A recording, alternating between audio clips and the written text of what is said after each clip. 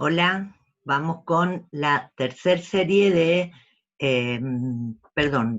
sí, tercer serie de diapositivas, pero la segunda prueba que vamos a tratar de analizar, que corresponde también al nivel inicial o etapa preescolar y que apunta a detectar niños que están en situación de riesgo.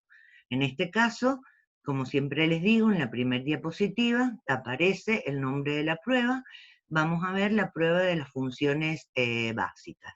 Esta prueba es más conocida como la prueba de las funciones básicas de Galdoc, porque Galdoc es una editorial que fue la primera en largar la edición y por lo tanto también es conocida con ese nombre.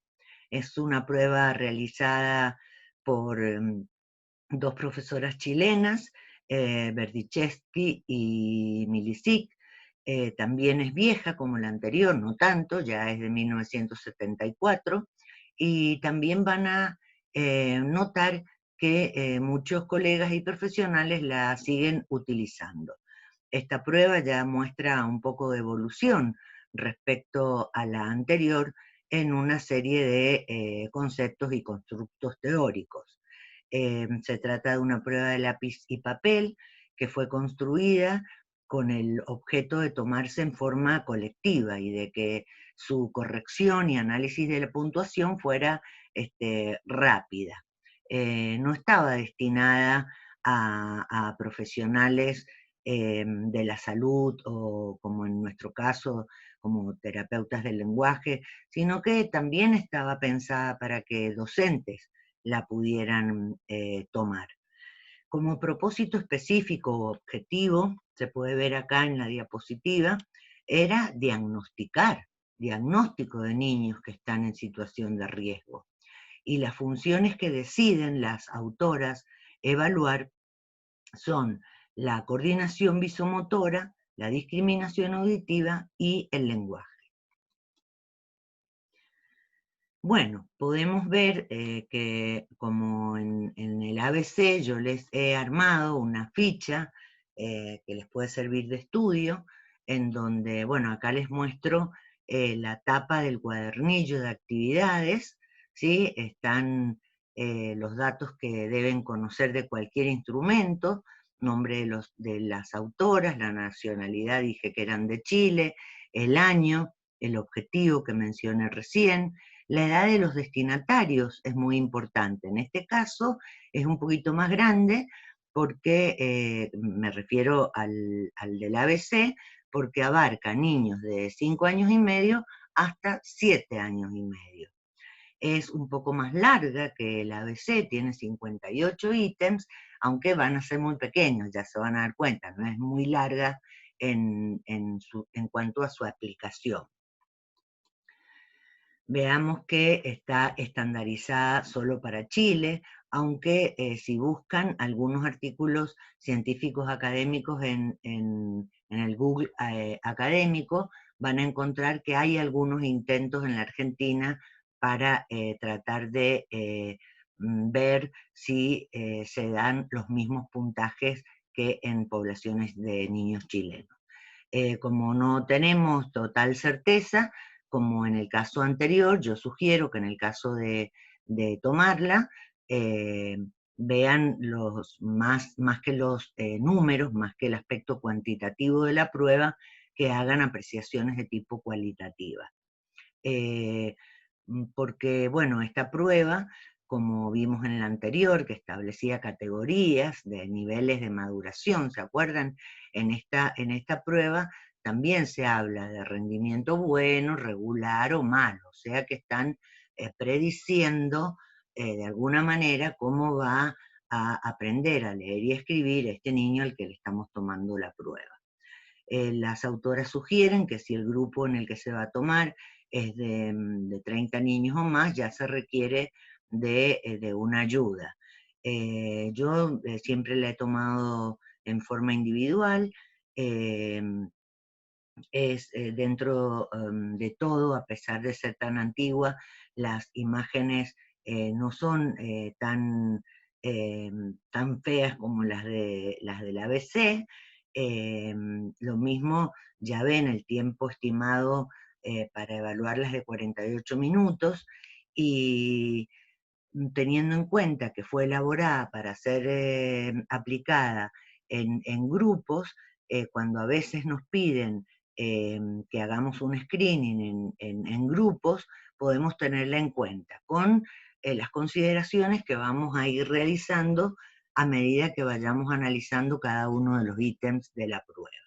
Los materiales tienen que tener sí o sí un cuadernillo. Yo acá lo tengo, el cuadernillo, todavía lo venden en Rayuela, por si lo quieren comprar. De todos modos yo lo incluí escaneado en el material que les voy a compartir en la plataforma. Así es que ustedes lo pueden obtener de ahí, sin necesidad de comprarlo, aunque es baratísimo. Además de este cuadernillo, van a necesitar una serie de elementos que vamos a ir viendo en cada ítem para no aburrirlos ahora. Las autoras hacen sugerencias o dan instrucciones para la aplicación de este instrumento. Para los ítems de discriminación auditiva, sostienen que el tono de voz debe ser el adecuado para que el niño pueda identificar las palabras que vamos a ir nombrando. O sea, la voz tiene que ser clara, tiene que ser pareja, tiene que ser alta. Si se toma en forma colectiva, tener en cuenta que todos los niños de la sala escuchen con claridad. Sugieren que cuando las pruebas se traten de coordinación visomotora, estar observando de que no roten el soporte textual, o sea, es el cuadernillo, observar ese detalle. Casi todas las pruebas se corrigen con 1 o con 0 puntos, y en casi todas las alternativas son así, no tienen más de la respuesta correcta o incorrecta. Esto también facilita su evaluación. Empecemos a ver las pruebas, una a una. Como dije que evalúan 3 áreas, que es la coordinación visomotora, la discriminación auditiva y el lenguaje, a veces no se dan en orden sucesivo, y por eso he organizado las diapositivas de esta manera. Fíjense que esto es una carilla, y en una carilla ustedes tienen 5 ítems, para que se den cuenta que los 58 ítems no es una prueba tan larga, sino que cada uno de estos representa un ítem. En esta primera hoja, el ítem 1 y 2 se refiere a la copia y reproducción de figuras geométricas. Es la copia de un cuadrado y la copia de un triángulo. Esa es la consigna que se le tiene que dar. Se van dando de a una. Las páginas tienen un nombre en vez de un número. Por ejemplo, si ustedes observan acá muy pequeñito, de un pescadito, esta es, da vuelta a la página, fíjate, es la página del pescadito. Todos tienen el cuadernillo en la página del pescadito. Bueno, lo que tienen que hacer en la primera línea es copiar la figura que aparece a la izquierda, copiarla en el lado derecho. Por eso se llama prueba de lápiz y papel. Ya en esta tercera línea, es el ítem 3 y 4, ya no se trata de líneas rectas, sino de líneas curvas, porque el niño tiene que completar este trazo que le falta al gato y completarle la oreja. Y también puede servir para observar, además de la coordinación visomotora, el análisis síntesis visual, si es capaz de darse cuenta lo que le falta a la figura. Luego, los ítems 5, 6 y 7 consisten en unir las cruces con una línea, que la única diferencia que presentan es la orientación, en este caso horizontal, vertical y aquí diagonal. Los ítems 8 y 9 ya van aumentando la exigencia, porque tienen que copiar los puntitos que ven en la figura de arriba, los tienen que copiar abajo. Y esto exige una mayor destreza motora y también capacidad de trabajo, o sea que también podemos observar la fatiga. Hay muchas cosas que si la tomamos en forma individual vamos a poder observar muchísimas cosas con esta prueba. Pero si se toma en forma colectiva, después solo tenemos los cuadernillos y vemos los resultados. La próxima serie sigue siendo de coordinación visomotora. Acá tenemos los ítems 10 y 11, en los que el niño tiene que seguir el caminito. Trazar un caminito y se le indica que trate de no tocar el borde del camino cuando él realiza su línea. En este caso sería una línea recta, en este una línea curva. Aquí también tiene que observar las figuras que aparecen y realizar su copia. En los ítems 14, 15 y 16 es sencillamente pasar el lápiz sobre la línea. Y la diferencia entre las tres es la línea recta, la línea quebrada y una línea ondulada. Estos ítems, entonces, si volvemos a ver a la diapositiva anterior, nos damos perfectamente cuenta que verdaderamente evalúan la coordinación visomotora. Las mismas autoras lo definen en las primeras páginas que están incluidas en el material, que consideran por habilidad visomotora y hacen justamente relación, como mencionábamos en el ABC, a la capacidad de coordinar un estímulo visual con el movimiento de la mano que tienen que realizar. A partir del ítem 17 comienzan las pruebas o ítems que evalúan la discriminación auditiva. En este caso, del 17 al 21, es la capacidad de asociar el estímulo verbal a una imagen. ¿Qué característica tienen? Que las palabras que están en cada ítem no se parecen en nada, ni no tienen ninguna semejanza auditiva. Fíjense que casa no se parece en nada a flor ni a elefante. Digo que es una diferencia porque la serie de ítems del 22 al 26 aumenta la complejidad. ¿Por qué? Porque las palabras que están en cada línea se asemejan fonológicamente. Fíjense, cama, rama, lana, abeja, oveja, oreja. Entonces, el niño tiene que escuchar la palabra que le dice el examinador y señalarla en la lámina. Seguimos con ítems que evalúan discriminación auditiva. Esta primera lámina requiere de una serie de elementos. Nos piden que tengamos una caja de fósforos semillena, que tengamos una lapicera, que tengamos una moneda, una llave y un anillo. Y entonces, sin que el niño observe estos elementos, los tenemos que tener en un cajón o una caja debajo del escritorio. Hay que lanzar uno de estos elementos al piso y el niño por el ruido tiene que identificar. Entonces, en el primer ítem, lo que se tira al piso es la caja de fósforo y el niño tiene que escuchar cómo sonó la caída de la caja de fósforos y marcar con una cruz. Lo hacemos después, tiramos la lapicera, el chico tiene que escuchar. Bueno, se darán cuenta que no es muy fácil esto hacerlo en una sala. Por eso la sala tiene que estar muy en silencio, los niños tienen que estar muy ordenados, tienen que ser obedientes, no tienen que mirar lo que marca el de al lado. O sea, cuando se toma colectivamente hay muchas condiciones que tenemos que tener en cuenta. En el caso que estamos mencionando, el sonido de la lapicera, de la moneda o del botón, de la llave, del anillo, me parecen lógicos. El único sonido que me parece un poco extraño para esta época es la caja de fósforos, porque casi, yo no sé, creería que ya no se usa en las casas. Habría que reemplazar este objeto por otro que le resulte más familiar. En esta línea lo que hay que tirar al piso es el peine, un peine familiar, el lápiz o la cuchara, ¿sí? También son elementos que pueden ser familiares.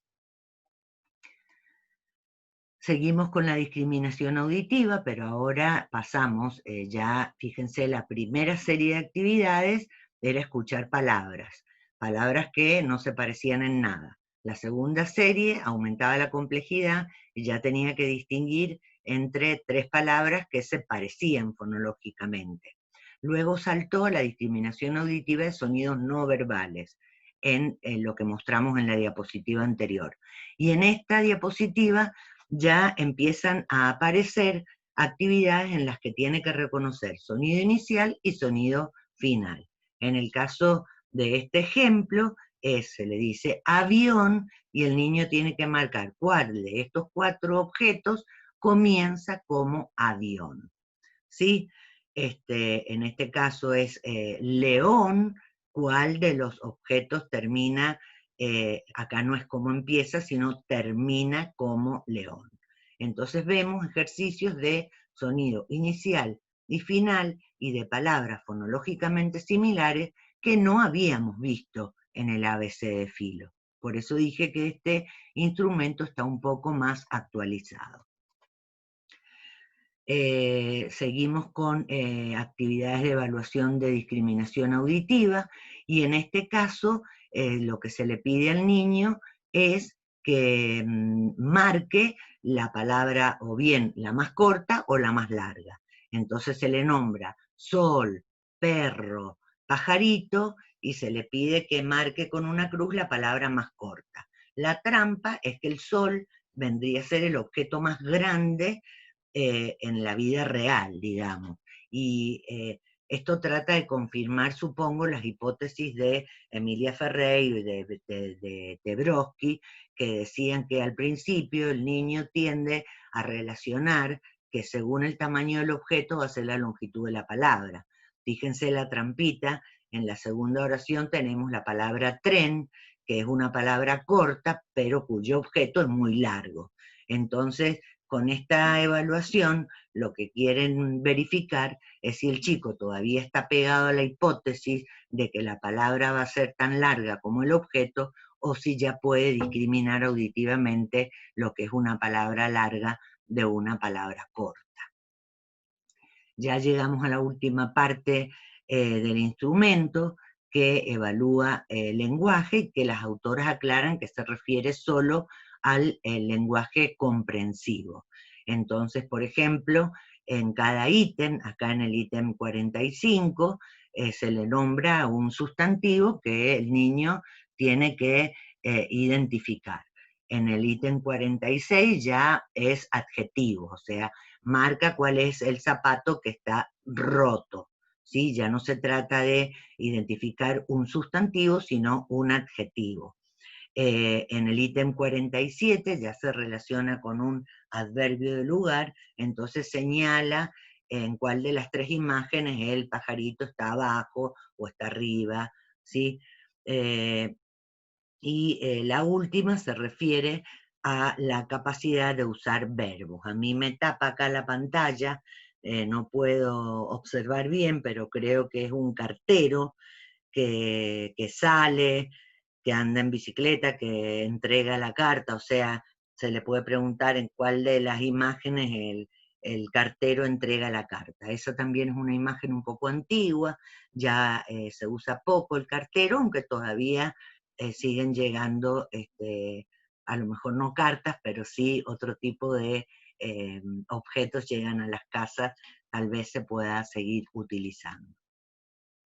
Los últimos ítems, ya estamos llegando al 58, como se habrán dado cuenta, en el 49, 50 y 51 se mide la capacidad de abstraer características de un objeto. O sea que ya estamos relacionando al objeto con su forma, o con su característica, o con el uso que se haga de él. Y para lograrlo se utiliza el mecanismo o la técnica de la frase incompleta. El examinador dice una frase que le falta una palabra y el niño tiene que marcar cuál de las imágenes completarían la frase que está diciendo el examinador. Los ítems 57 y 58 tienen también las mismas características. Ahora bien, ¿por qué tengo que retroceder? Por esto que les decía, que a veces están agrupados de manera caprichosa. En este caso, tenemos que ítems del 52 al 54 van a medir la capacidad de abstracción, pero de acuerdo a la inclusión de elementos en una determinada categoría. Entonces, bueno, se le puede preguntar en este caso, debe ser prendas de vestir, en hay imágenes que son antiguas, que ya no serían admitidas en un instrumento actual, como un cigarrillo, por ejemplo. Esa imagen debería ser reemplazada, ¿no? En esto seguro que se refieren a medios de movilidad y al número de ruedas, podría ser, de señalar, que no recuerdo exactamente cómo era la consigna. Y el ítem 55 mide la capacidad de abstraer, pero a partir de la descripción, o sea que el examinador le va a describir el objeto y el niño tiene que señalar cuál es el objeto que el examinador está describiendo. Quiere decir que, bueno, cuando lleguemos a las conclusiones voy a hacer referencia a mi opinión personal. Como decía al principio, cada acierto se marca con un punto y cada error con un 0, y se discrimina entre una plantilla para volcar los resultados de lectura y otras distintas para los resultados de escritura. En este caso, nosotros tenemos la probabilidad de rendir bien, regular o mal en lectura, ¿sí? De acuerdo a este puntaje, ¿sí? Si el puntaje fuera de acuerdo a estos menor de 18, entre 18 a 29, de 30 a 41 o de 42 o más. Los puntajes se transforman, como les expliqué en la serie de diapositivas que hablábamos de los centiles, los puntajes brutos se transforman en puntajes totales, estos puntajes totales se transforman en porcentajes y ustedes pueden buscar en la tabla. Pero esto podría ser válido si hubiese sido estandarizado para niños mendocinos o argentinos. Como les dije, todavía esto no está en esa situación y por lo tanto, si bien pueden tener en cuenta el puntaje para saber aproximadamente en qué ponerlo, si en bueno, regular o deficiente, yo sugeriría que no utilicen esta prueba para un diagnóstico tal como lo proponen sus autoras, sino solo como un indicador de riesgo. O sea que un niño que en la tabla de lectura o en esta que es la de escritura nos diera un puntaje muy bajo, yo solo lo consideraría como un niño que está en situación de riesgo, sin poner ninguna etiqueta de diagnóstico. Ahora vuelvo a pedirles, vamos a relacionar los 3 documentos teóricos que han leído, ¿sí?, con las posturas actuales sobre cuáles son los predictores, cuáles son los facilitadores, y vamos a tratar de comparar con la propuesta del ABC, que siempre lo pongo en primer lugar.